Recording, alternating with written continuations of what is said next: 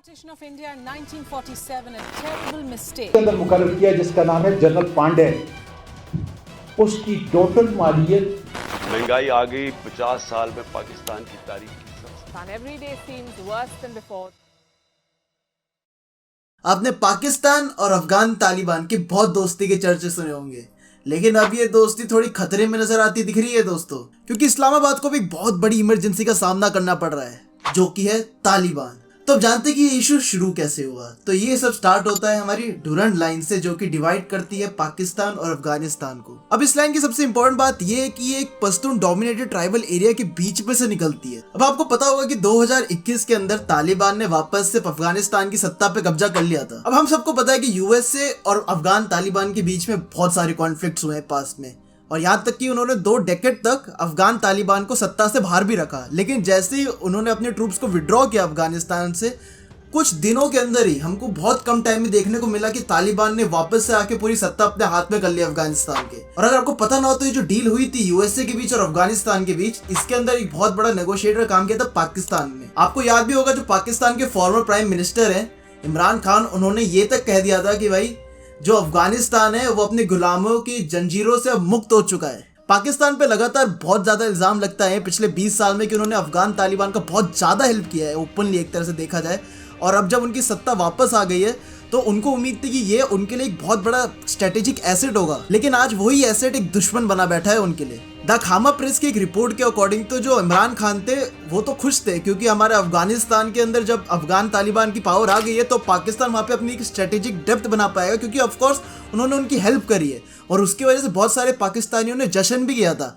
लेकिन आज वो सारे के सारे लोग अपनी स्टेटमेंट से मुकर रहे हैं। जिन लोगों ने भी आके उस टाइम पे स्टेटमेंट दी थी कि ये भाई बहुत अच्छा हुआ, वो बहुत सारे लोग अपनी स्टेटमेंट से मुकर चुके हैं। 1949 के बाद से ही अफगानिस्तान पाकिस्तान सीमा पर अफगान आर्म फोर्सेस और पाकिस्तान आर्म फोर्सेस के बीच में कभी कभी हथियार के साथ झड़प और गोलाबारी भी हुई है। दोनों देशों में बीच अप्रैल 2007 में एक नया कॉन्फ्लिक्ट भी शुरू हो गया था, जिसमें तहरीक-ए-तालिबान पाकिस्तान उन्होंने सीमा पे तैनात पाकिस्तानी सुरक्षा कर्मियों को निशाना बनाने के लिए अफगानिस्तान की सरजमीन का इस्तेमाल करना शुरू किया। 1947 में ही पाकिस्तान के आजाद होने के बाद से ही पाकिस्तान और अफगानिस्तान के बीच में दुश्मनी शुरू हो गई थी, और यहाँ तक कि जब यूएन के अंदर एडमिशन लेने की बात आई पाकिस्तान की, तो एक अकेला मात्र देश अफगानिस्तान ही था जिन्होंने बोला कि नहीं, हम पाकिस्तान को यूएन में नहीं आने देंगे। अफगानिस्तान हमेशा से ही पाकिस्तान के खैबर पख्तूनवा को पश्तूनिस्तान बनाने के पक्ष में रहा है, क्योंकि वहाँ पे पश्तून पॉपुलेशन प्रीडोमिनेंट है।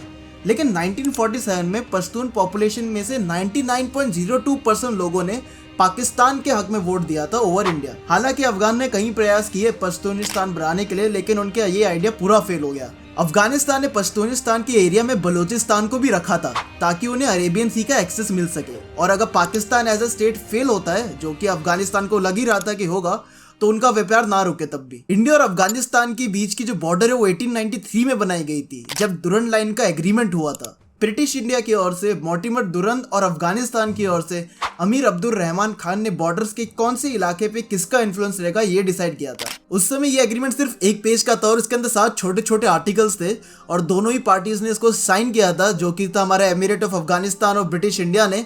और ये डिसाइड किया था कि भाई बॉर्डर के इस तरफ दूसरे वाले का इन्फ्लुएंस नहीं आना चाहिए।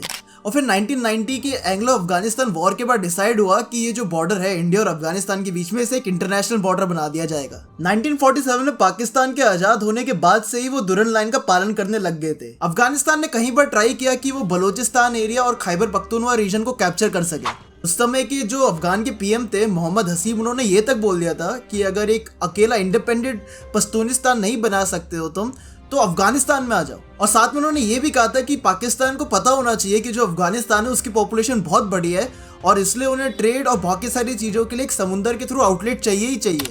इसके बाद 1949 में पाकिस्तान एयरफोर्स ने अफगान के द्वारा बॉर्डर एरियाज में सपोर्ट किए जा रहे मिलिटेंट कैंप्स को बॉम्ब किया, जिसमें एक अफगान विलेज को भी नुकसान हुआ। इस बॉम्बिंग के बाद 1949 से 1950 में अफगानिस्तान और पाकिस्तान में कई क्लैशेस हुए, और पहली बार इसकी खबरें बाहर भी आनी शुरू। 30 सितंबर 1950 को पाकिस्तान ने क्लेम किया कि अफगान ट्रूप्स और ट्राइब्समैन ने पाकिस्तान के बलोचिस्तान की बॉर्डर को क्रॉस किया है, और इस इन्वेशन को 6 दिन की लड़ाई के बाद रिपेल कर दिया गया था।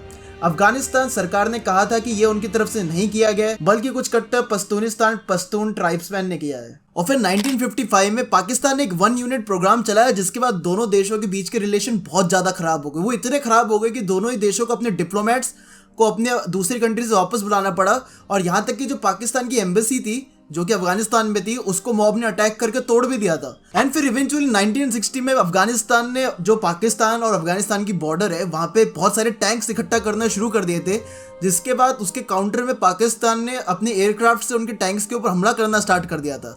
और उसके बाद ये बहुत टाइम तक ये कॉन्फ्लिक्ट चला था, और फिर फाइनली 6 सितंबर 1961 को अफगानिस्तान ने फॉर्मली सारे के सारे डिप्लोमेटिक कनेक्शन पाकिस्तान से समाप्त कर लिए थे। फिर 8 मार्च 1965 में एक South East Asia Treaty Organization की मीटिंग हुई थी, जो कि कराची में ही हुई थी पाकिस्तान में, और उसमें ऑफिशियली बोला गया था कि भाई जो दुरन लाइन है वो एक इंटरनेशनल लाइन है और उसका पालन सबको करना चाहिए। अफगानिस्तान सरकार ने दिसंबर 1978 में एक ट्रीटी साइन की, जिससे वो सोवियत फोर्सेस को बुला सकते थे, और 1979 में उन्होंने लगातार सोवियत फोर्सेस के ट्रूप्स को बुलाया भी।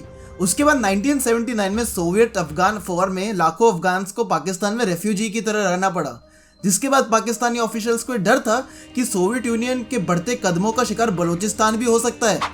1980s की शुरुआत में मल्टीनेशनल मुजाहिदीन फोर्सेस, जिसमें 40 देशों से 1 लाख से ज़्यादा फाइटर और 1.5 लाख से ज़्यादा लोकल फाइटर्स इन्वॉल्व थे, उनको United states, Saudi Arabia, Pakistan और ईरान का सपोर्ट मिला। उन्हें दुरन लाइन के पास ही पाकिस्तानी मिलिट्री के द्वारा ट्रेन किया गया था। फाइनली सोवियत यूनियन ने 1989 में अफगानिस्तान से विड्रॉ कर लिया, और 1992 में अफगानिस्तान को दी जा रही सहायता खत्म होने के बाद सिविल वॉर शुरू हो गई, जिसके बाद होता है तालिबान का राइज और फॉल। उसके बाद 2001 में नेटो की तरफ से 1.5 लाख ट्रूप्स को भेजा गया था एक वॉर टोन कंट्री के अंदर, जिससे उसको रिवाइव किया जा सके।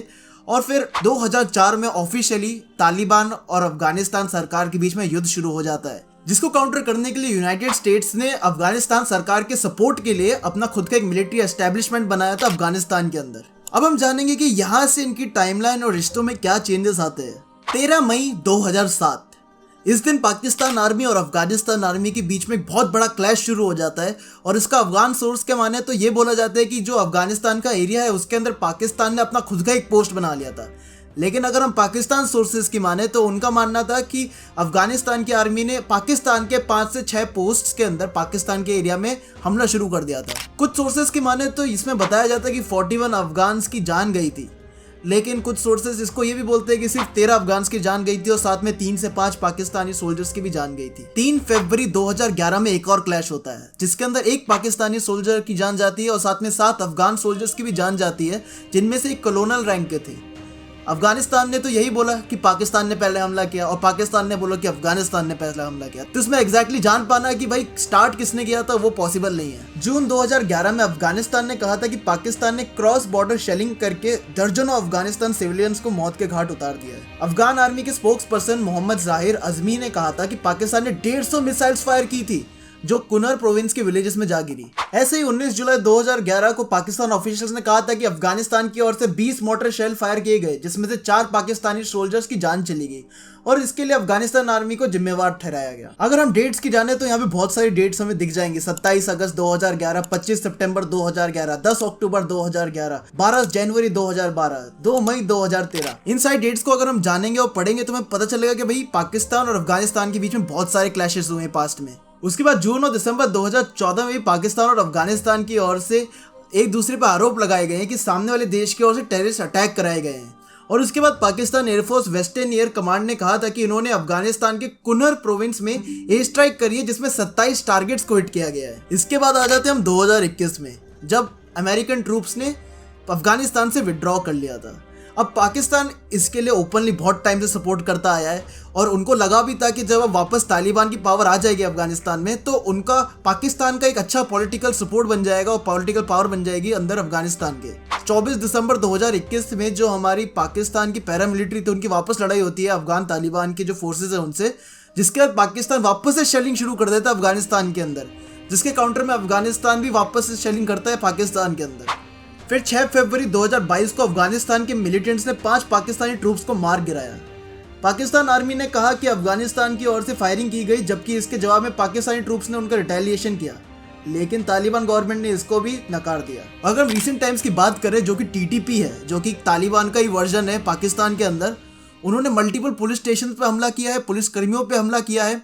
वो वहाँ के लॉ इन्फोर्समेंट्स पे ही हमला कर रहे हैं, दिखाने के लिए कि हम बहुत शक्तिशाली हैं। और अभी मैं जब ये वीडियो रिकॉर्ड कर रहा हूँ तो एक बहुत सैड न्यूज़ निकल के आ रही है कि 46 लोगों की जान जा चुकी है। एक टेररिस्ट बॉम्ब ब्लास्ट के अंदर एक सुसाइड बॉम्बर ने अटैक किया मॉस्क के अंदर, जिसकी जिम्मेवारी भी टीटीपी ले रहा है। तो अगर हम टाइमलाइन देखें तो इन लोगों ने पहले नॉर्मल पुलिस कर्मियों पे अटैक किया और उनके एरिया को कैप्चर करने का ट्राई किया, और अब ये लोग मॉस्क के ऊपर हमला कर रहे हैं, जहाँ पे लोग प्रेयर करने जाते हैं वहाँ पे हमला कर रहे हैं। तो ये तो बात ऐसी है कि ये हाथ से निकल चुकी है बात, सही बताऊँ तो। पाकिस्तान में इकोनॉमिक क्राइसिस हुआ है और साथ ही में उसका फ़ायदा ये टीटीपी जैसे टेररिस्ट ग्रुप्स उठा रहे हैं। अब तो आने वाला टाइम ही बताएगा कि क्या पाकिस्तान ये जो टीटीपी नामक टेरर ग्रुप है इसको रेपेल कर पाएगा कि नहीं, क्योंकि आने वाले टाइम में अगर टीटीपी पाकिस्तान में बहुत स्ट्रांग बन जाता है तो इंडिया के लिए बहुत बड़ी प्रॉब्लम हो सकती है, क्योंकि हम बॉर्डर शेयर करते हैं पाकिस्तान के पास। तो अगर टीटीपी वहाँ पे ज़्यादा पावरफुल बन जाता है तो बहुत ज़्यादा चांस है कि वो अगला टारगेट इंडिया के अंदर भी कर सकते हैं। लेकिन अगर हिस्ट्री की जाने तो पाकिस्तान ने खुद भी बहुत सारे टेररिस्ट ग्रुप्स का सपोर्ट किया है पास्ट में। तो अब ये बात ऐसी हो गई कि जिन लोगों को इन्होंने बनाया वही इनको ख़त्म करने की कोशिश कर रहे हैं। अब बात ऐसी है कि ये जो पॉलिटिकल टर्मोइल है और ये जो गवर्नमेंट्स के बीच की लड़ाई होती है, इसके बीच में एक जो आम आदमी होता है वो बीच में फंस जाता है और वो पिसता है। क्योंकि अभी भी देखो तो ये मॉस्क के अंदर वहाँ पर एक टेरर अटैक हुआ है, अब इसका जिम्मेवारी भी टीटीपी ने उठाई है। अब पाकिस्तान गवर्नमेंट को इसके अगेंस्ट बहुत स्ट्रिक्ट एक्शंस लेने ही पड़ेंगे अगर उन्हें अपना ट्रस्ट बनाए रखना है पब्लिक में, क्योंकि रिसेंटली 2 मंथ्स में तो बहुत ही ज़्यादा हाथ से बाहर निकल गए हैं टेरर अटैक्स। आप नीचे कमेंट सेक्शन में बताइएगा कि आपको क्या लगता है कि आने वाले टाइम में क्या होने वाला है। मैं तो बस यही उम्मीद करता हूँ कि ये जो अभी लोग इंजर्ड हुए इस टेरर अटैक में वो जल्द से जल्द रिकवर कर पाए इसके बाद, एंड देखते हैं अभी क्या होता है इसमें आगे।